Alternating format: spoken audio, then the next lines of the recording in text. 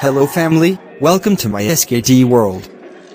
Today's interview is on the topic, dealing with child sexual abuse, post-childhood. Do you know, our experiences in childhood play a big part in shaping our health and well-being throughout our lives? Sexual abuse in childhood can leave scars that can last for a long time. But many cases are never reported. I have with me a lady who has seen the worst and have struggled her way out. She wants to share with us her story. Hello Rose. Once again I welcome you to my channel.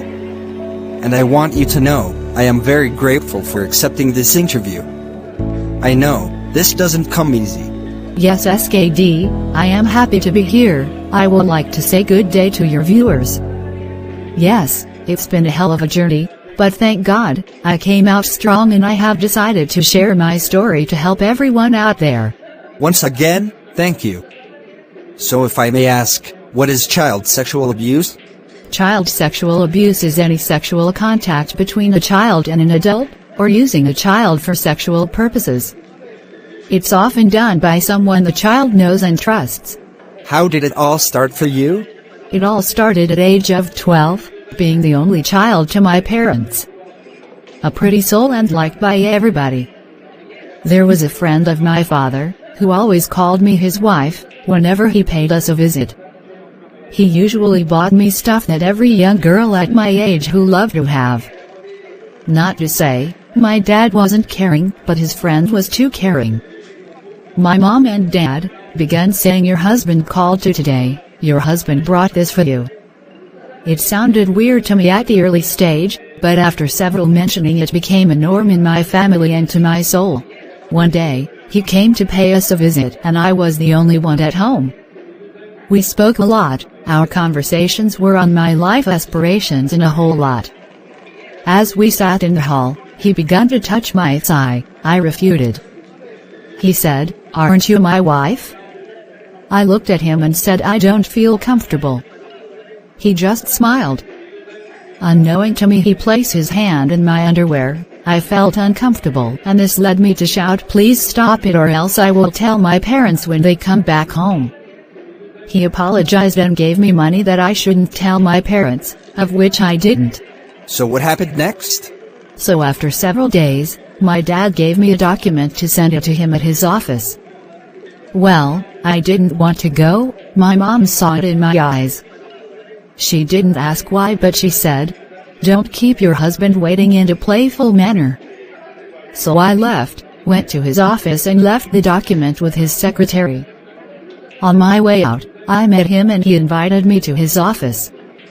I said, we could talk here, but he insisted we went into his office. I might say his office was pleasing to the eye. He asked, why have I been avoiding him? I kept mute. He then asked his secretary to serve me with some juice, of which she did. As I focused on my juice, he walked to the door and locked it, with the excuse he wanted to show me something, of which he didn't want any interruption. It was then he forced himself on me and had his way with me. I struggled, I shouted for help, but it all was futile. I lay there, helplessly, and cried. I was so angry with him that I sped off and went home. When you got home, did you inform your parents?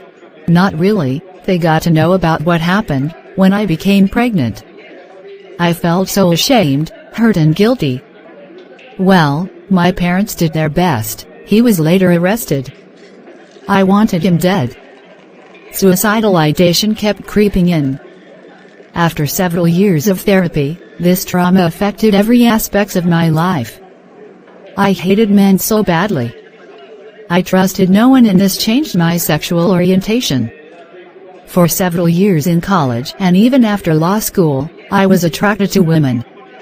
I had several affairs with women in the bid to fill this void. I was about to ask, did it affect you in any way, but you have answered that in your submissions. Let me find out, how did you overcome this trauma?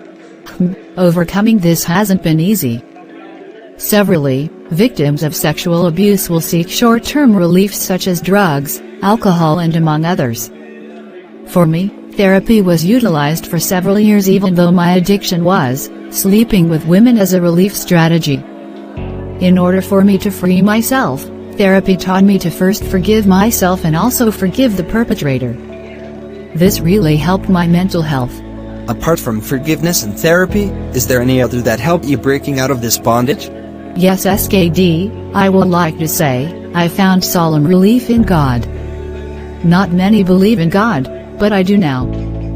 He helped fill my void and strengthened me to be able to speak about my past to help people also break forth. As you know, I am happily married. I am so happy for you. It's sad, we have to end it here for now. To those watching you, especially victims, your final words to them, please.